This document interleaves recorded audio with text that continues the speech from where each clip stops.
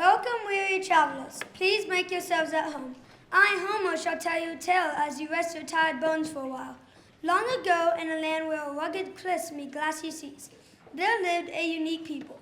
These ancient people called themselves the Hellenes, but you probably know them better by their Roman name, the Greci, or in your tongue, the Greeks. The Greeks valued wisdom and beauty and excelled in art, literature, architecture, and athletics.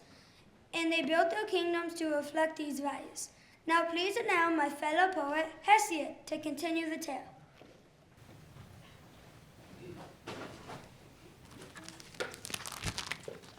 The Greeks were surrounded by many neighbors who worshipped hideous gods of wood and stone, fearful gods who enjoyed human sacrifice. The Greeks prided themselves on being unlike their foolish neighbors. Instead of roughly carved, cruel, and barbaric gods, the Greeks fashioned their gods in the image of man with all his virtues and vices. The great playwright Sophocles will tell you more.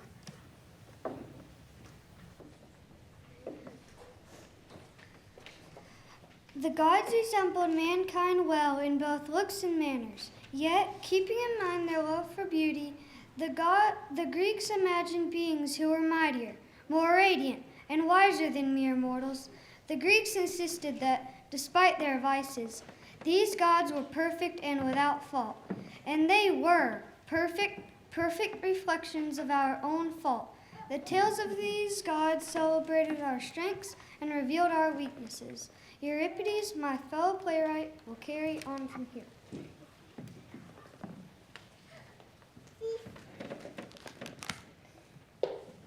The Greeks imagined a glorious kingdom for their gods upon the tallest peak in their land.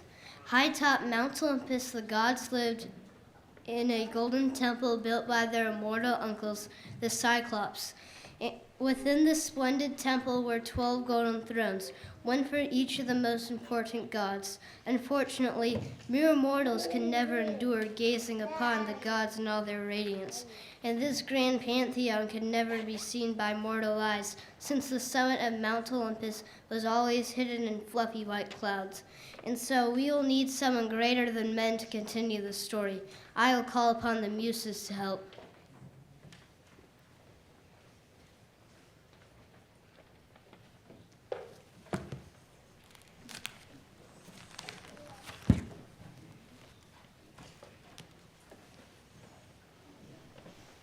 We have spoken to the gods and have good news to share. Dear mortals, just for today, the gods have seen fit to tone down their radiance and roll back the clouds so that you may behold them in their Olympian banquet hall. They have allowed for my siblings and I to guide you back to the time of the ancient Greeks, back to the rugged cliffs and glassy seas, back to their tales of beauty and wisdom. Please indulge us in some brief introductions.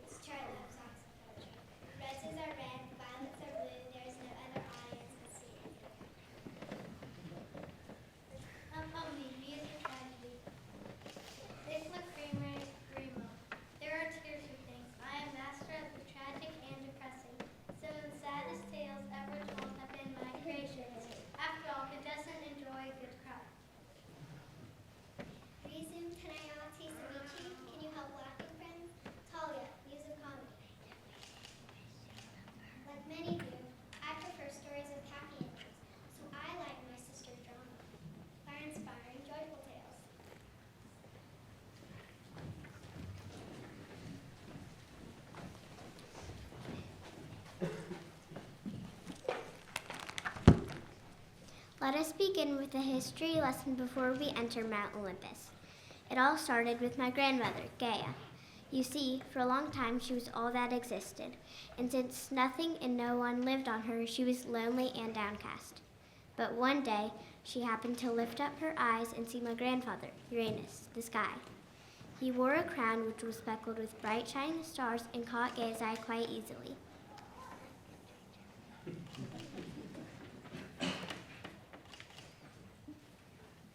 It was not long before Gaia and Uranus were married, both overjoyed to finally have some company.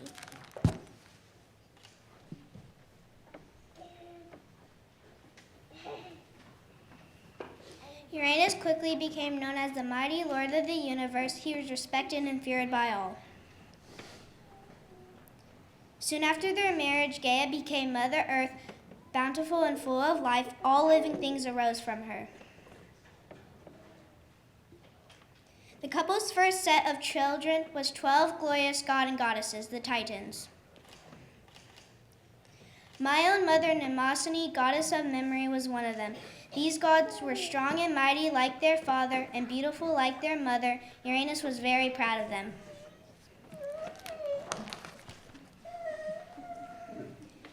Their second set of children was less beautiful to behold, but equally strong and talented. They were the three Cyclops, skilled metalsmiths with one shining eye in the center of each of their foreheads. Uranus found them rather disgusting and did not take as much pride in them. How hideous these children are. They are nothing like the Titans. The third set of children was quite a sight. These three children each had 50 heads and 100 arms. Uranus was even more disgusted with them. Dear wife, these are the worst ones yet. How can you laugh at ugly creatures that spoil your beauty? Cruelly, Uranus seized the Cyclops and the 50-headed children and threw them into the Tartarus, the darkest of all pits. Deep, deep under the earth.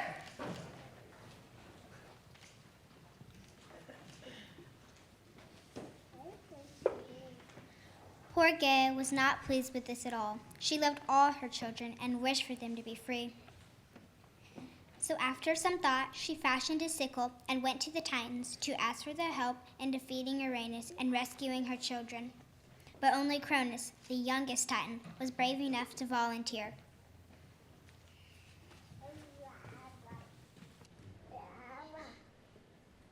Although I am young, I am strong. I will free my brothers using this sickle that my mother gave me.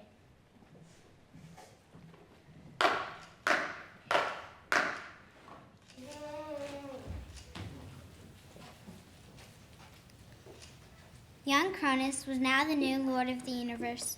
Perhaps he will learn from the mistakes of his father and show more kindness to his offspring. Let us continue on and see. Cronus did not free his siblings as he had promised his mother. As a result, Gaia was very angry with him. Instead, Cronus married the Titaness Rhea and took pride in his power over the world.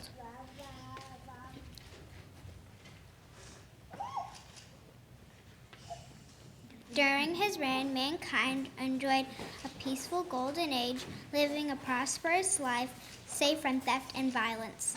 It was a glorious age on the earth. However, it soon became clear that Cronus had learned nothing from his father's mistakes. Wanting to prevent his children from overthrowing him, like he had done to his father, Cronus swallowed each of them as soon as they were born.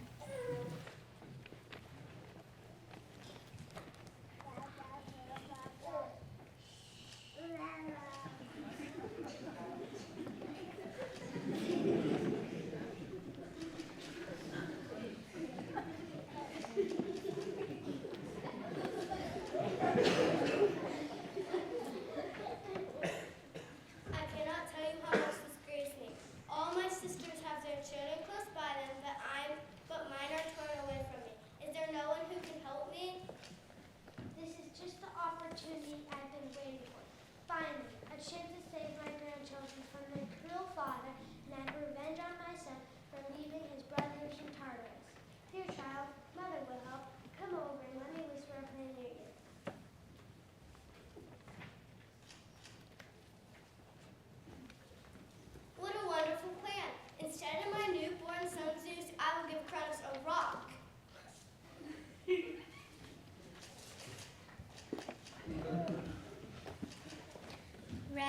Zeus on the island of Crete, where he was able to grow up safely.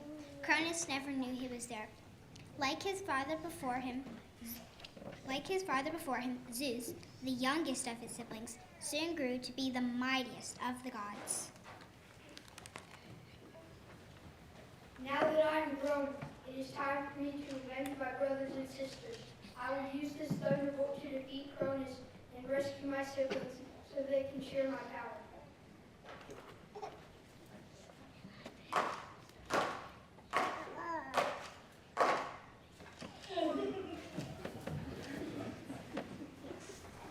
Zeus won a great victory over Cronus and became the next lord of the universe.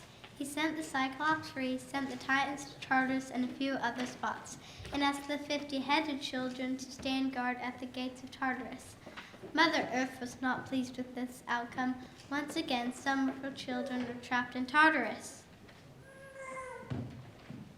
She tried a few times to overthrow Zeus, but never quite succeeded. It seemed the fates wanted him in charge. Zeus ruled very differently than his father and grandfather. He was glad to share his power with his siblings and several of his children. He even requested golden thrones to be built for each of them. So now please make yourselves at home as we enter into the banquet hall of Mount Olympus. Here you will witness Hermes announcing the arrival of the gods, beginning with Zeus's siblings.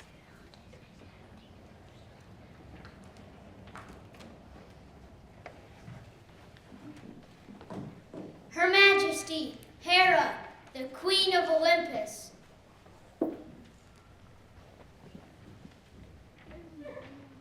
the beautiful Queen of Olympus, and I am very jealous. Zeus was nothing except my fits of temper. I detest all Zeus's other wives, especially the mortal ones. Whenever I see that Zeus has another wife, I find a way to make her life miserable. One of my favorite torments is to send a swarm of cacti after my enemies. Hestia, goddess of the hearth.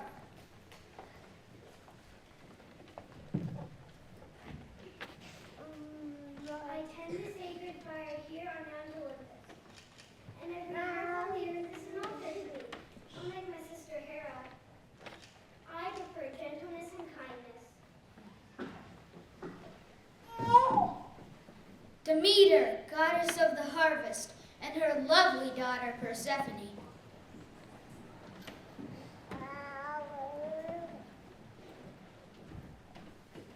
I help all the plants and crops to grow, providing beauty and food for the people of Earth. My daughter, Persephone, is my constant companion. I love her dearly, but cannot bear to have her out of my sight. But while I was on Earth, she was playing in a meadow. She wandered away from me. I did not know where my daughter had gone. I searched far and wide, but I could not find my precious daughter. But with the help of Swine, I soon figured out she was stolen by Hades. Hades, my gloomy uncle.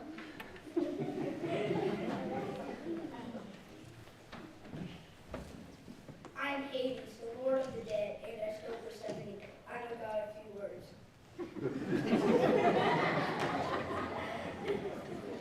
Hades took me to the underworld, and there I learned that mortals fear him so much they won't even say his name lest they catch his attention. Instead, they call him Rich One because his realm contains all of the precious things of the earth, like gold, silver, and gemstones. They also call him Hospitable One because he always has plenty of room for all who enter his gates. After he stole me, I became the light of the machine, but I did not want to stay. Mom! Orpheus, who understands a thing or two about tragedy, will help me tell this part. I understand Demeter's grief all too well, for I too have lost someone dear to me. I was once a joyful musician, but then my sweet new bride Eurydice died on her wedding day. Even though I had the chance to get her back from the underworld, I lacked the faith I needed to succeed. I'm sorry, Melpomene, but I cannot bear to watch another family torn apart. Orpheus, you poor thing, I will tell this tale for you. Zeus tried to persuade Hades to let Persephone return to her mother.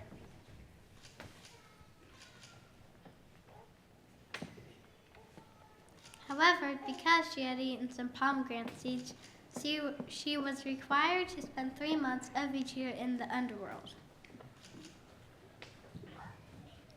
Each year, while Persephone was in the underworld, Demeter would grieve and nothing would grow on the earth. Kind Demeter taught mankind to harvest crops and store food so that people would not go hungry in the winter. Then, when Persephone returned to her mother, Demeter's story would cause the whole earth to bloom, and mankind would rejoice at the return of spring. Whew! I'm glad that worked out. I get nervous about it every year. And now here's Poseidon, Lord of the Sea.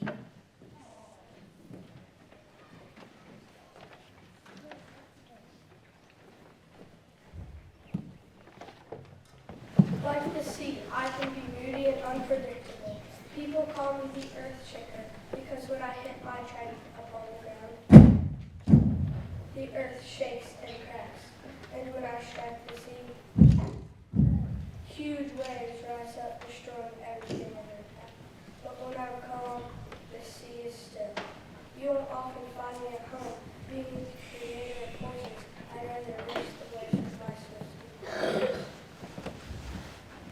Now that all my siblings are seated, I'd like you to meet my Olympian children. Hermes, who do we have first? Hephaestus, god of smiths and fire.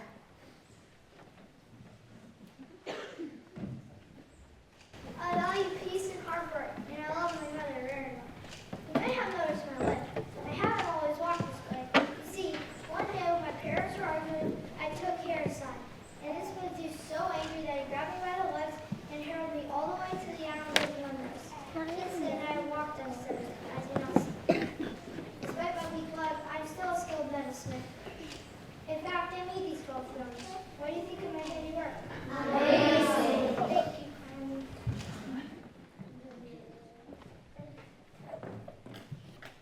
Aphrodite, goddess of love and beauty.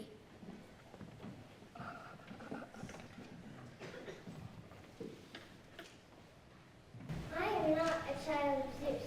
I am neither mother nor father. One day I mysteriously rose out of the sea on a cushion of foam. The west wind spotted me and blew me to the island of Sicily. There the three graces greeted me and dressed me in fine garments. They sent me in a golden chariot to Mount Olympus. Zeus was worried sometimes, so God would fight to marry me. So he chose my husband, Hephaestus. To be honest, I'd rather be married to the tall, handsome Ares. Ares, my tall and handsome brother.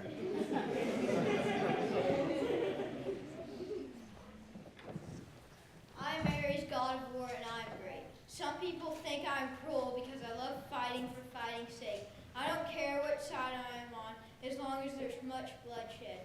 Ouch, Mommy, I hurt my finger. Stop your row and be seated. Athena, goddess of wisdom.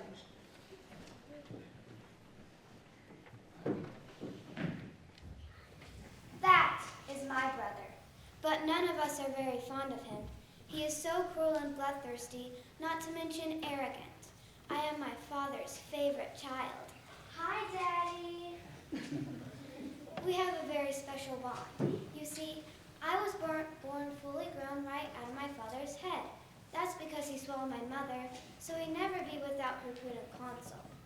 This shield has helped me in many battles, but unlike my brother Ares, I only fight for just causes.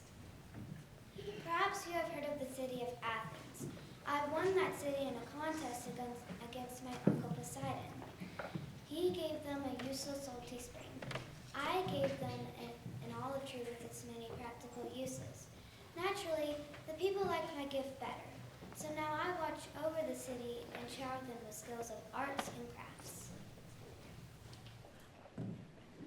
The radiant twins, Apollo and Artemis.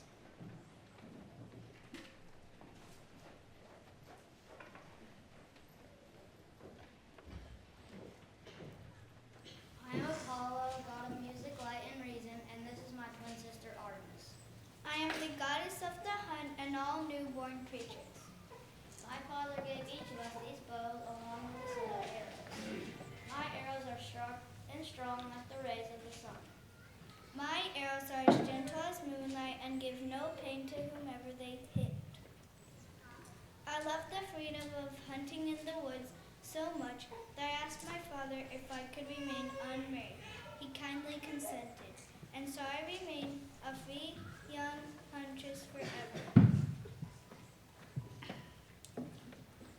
My brother and I have always been great friends, but things changed when I became friends with a talented hunter named Orion.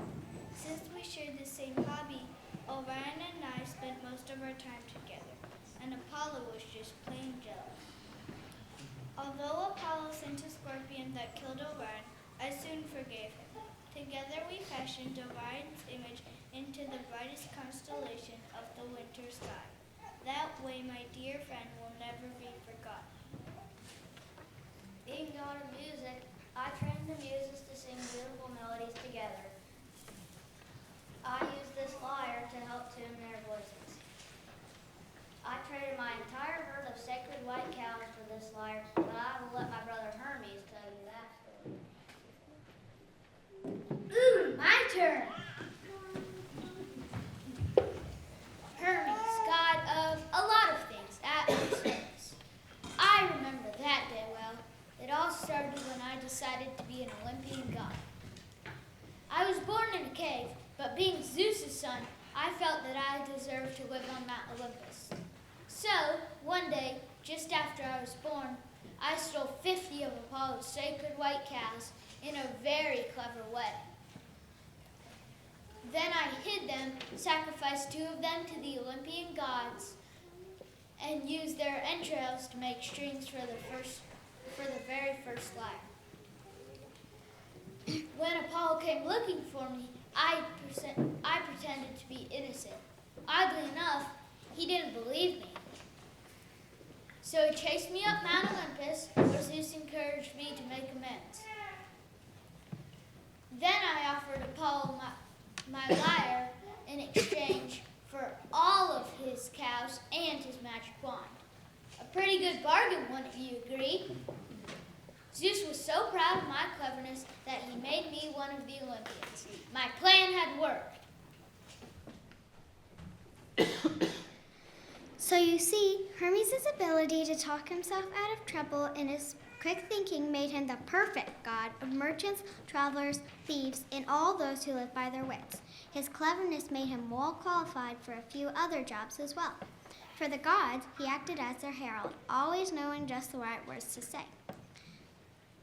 For mankind, he graciously taught them to use words of persuasion to talk themselves out of trouble. He was great at helping merchants to close good deals and at teaching politicians to speak convincingly. A faithful guide, he led travelers to the best roads and led the dead to their final home in the underworld. Now all of the thrones are full. But wait, Dad has one more son, Dionysus, the jolly god of wine. Are you kidding me? His mother was mortal. He can't join us. Besides, there are no more thrones. You may have my throne. I'd rather be closer to the heart. What? No, Hera, come join us, son. Thank you, Father. Hera is right. My mother was mortal and died before I was born. But my quick-thinking father sewed me under the skin of his lame leg until it was time for my birth. I was raised by nymphs in the valley of Nessa, where I learned to make wine from the grapes that flourished there. He taught my skill to mankind and brought them much joy, and that is when my father decided it was time for me to come to Mount Olympus. And now I'd love to share this bounteous feast with you. Ganymede, are the ambrosia and nectar ready? Yes, ready and waiting for you all. Shall we begin with nectar? Yes, please.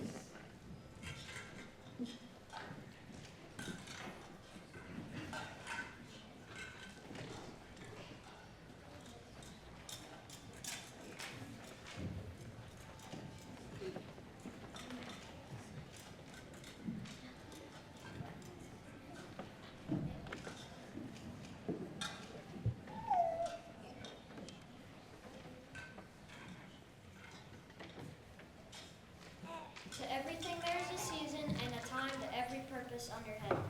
The rule of the gods is not meant to last forever. As with all human endeavors, the time of the Greeks came to an end. Even though the muses are now silent, their stories continue to be told.